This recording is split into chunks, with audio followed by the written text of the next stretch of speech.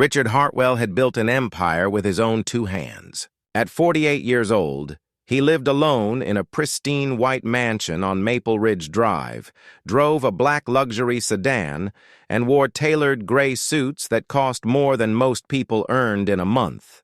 His dark hair was always perfectly styled, his jawline sharp, his presence commanding. But inside, Richard carried a heaviness he couldn't name. Every morning at 7:15, he would step out his front door to leave for work. And every morning, the little girl from next door would be standing there, waiting. Her name was Emma Chen.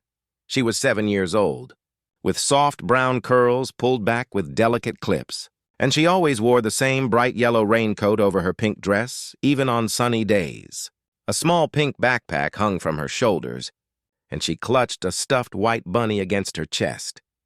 The first time she approached him, Richard barely glanced her way. "Excuse me, mister," Emma had said softly, her voice like wind chimes. "Will you walk me to school?" Richard had stopped mid-stride, his leather shoes clicking against the pavement. He turned, looked down at the child with confusion and mild irritation. "Where are your parents?" he asked curtly. "My daddy works the night shift at the hospital," Emma explained, her eyes wide and honest. "He gets home after I leave. And my mommy, she's in heaven now." Something twisted in Richard's chest, but he pushed it away. There must be someone else. "A neighbor. A babysitter. There's Mrs. Patterson, but she's 92 and her knees hurt," Emma said matter-of-factly. "The school is only 3 blocks away. I just don't like walking alone."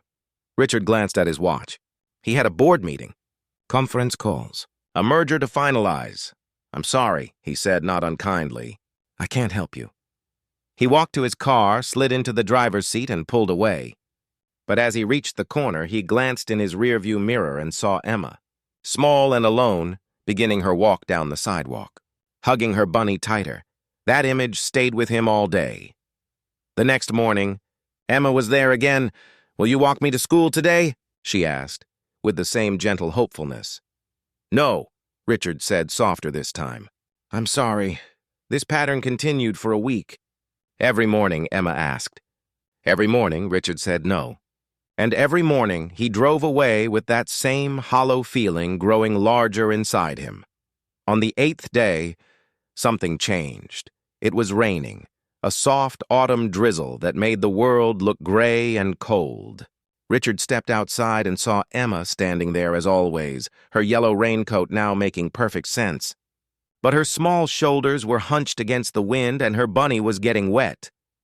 Richard stood there for a long moment, rain beginning to dampen his expensive suit. 3 blocks, you said?" he finally asked. Emma's face lit up like sunrise breaking through clouds. "Yes, sir. 3 blocks!" "I don't have time for this," Richard muttered, but he was already walking down his driveway. "Come on then, quickly." Emma practically skipped to catch up with him, her small legs working double time to match his long strides. Richard noticed and slowed his pace. They walked in silence for the first block. Richard kept his hands in his pockets, his expression neutral, his mind already racing ahead to his morning schedule. "Thank you for walking with me," Emma said quietly. "It's scary sometimes walking alone. Why is it scary?" Richard asked, surprising himself with the question. "Because the world feels so big when you're small," Emma said simply. "But when someone walks with you, it feels safer. Like you matter to somebody." Richard had no response to that. They continued walking. As they approached the school, other children began appearing on the sidewalks, accompanied by parents holding their hands, chatting and laughing. Richard noticed how Emma watched them, a wistful expression on her young face. At the school gates, Emma turned to him. "Thank you, Mr. Hartwell.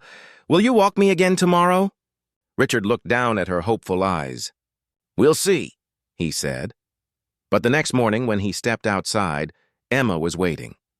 And Richard, without a word, began walking. This became their routine. At first, Richard barely spoke during their walks.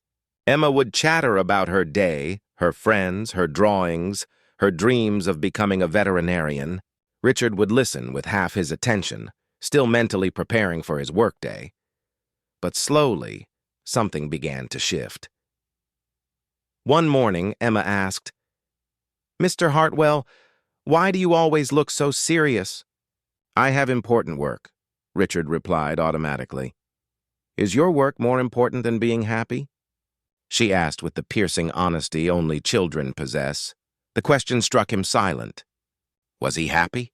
When had he last even considered that question? Another morning, Emma told him about a school project. We're supposed to draw our families, she said. I drew my daddy in his doctor coat, and I drew my mommy as an angel in the clouds, and I drew Mrs. Patterson with her walker. And I drew you? Me? Richard stopped walking. Why would you draw me? Because you walk with me every day, Emma said, as if this were obvious. That's what family does. They show up. Richard felt something crack open inside him, something that had been sealed shut for years. The walks became the best part of Richard's day. He found himself leaving earlier, moving slower, asking Emma questions about her life. He learned that her favorite color was yellow because it reminded her of sunshine, that she loved her bunny because her mother had given it to her, that she worried about her father, who worked too hard and looked tired all the time. One morning, Emma noticed Richard seemed distracted. Are you okay, Mr. Hartwell? She asked.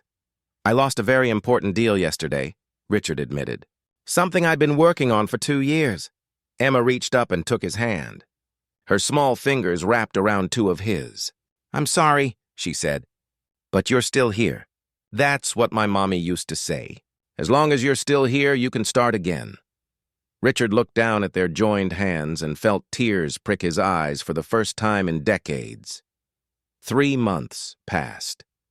The autumn leaves fell and winter arrived. Richard bought Emma a new backpack when he noticed hers was tearing. He started carrying an umbrella for both of them on rainy days. He began to smile more, to laugh at her jokes, to share stories from his own childhood that he'd forgotten he had. One December morning, Emma's father was waiting outside with her. Dr. James Chen was a thin man with kind eyes and the exhausted posture of someone who carried too much responsibility. Mr. Hartwell, he said, extending his hand. I wanted to thank you. Emma talks about you constantly. These walks, they've meant everything to her and to me. Knowing she's safe, that someone cares. I can't tell you what that's done for my peace of mind.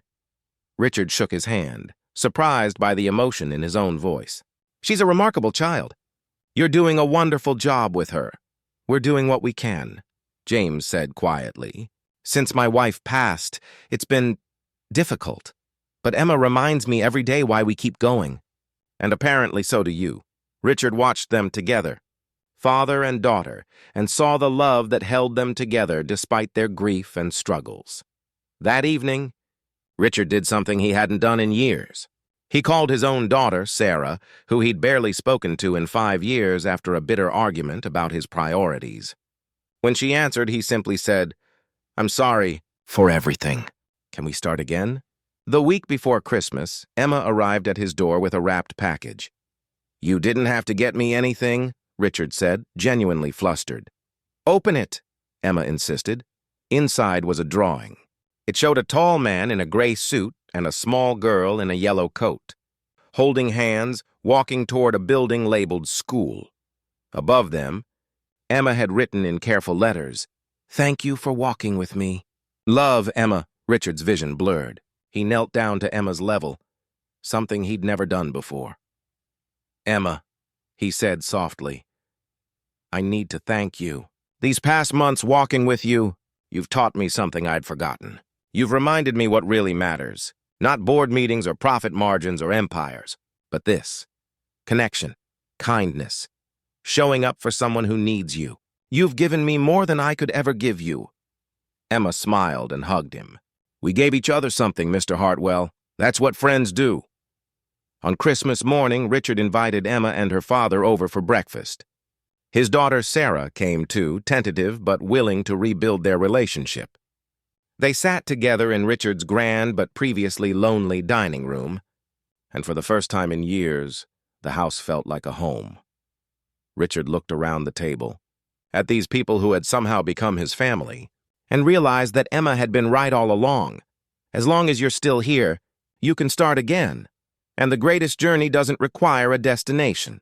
Sometimes it's just 3 blocks to an elementary school, walked with someone who needs you, teaching you that you need them just as much. Every morning after that, Richard walked Emma to school, not because he had to, but because those 3 blocks had become the most important part of his day. The part where he wasn't a CEO or a millionaire or a man in an expensive suit. He was just someone who showed up, someone who walked beside a child who needed him, someone who had learned that the greatest wealth isn't measured in dollars, but in moments of connection, in gentle acts of kindness, in being present for someone else's journey, and in learning that lesson, Richard discovered he'd been walking toward his own redemption all along.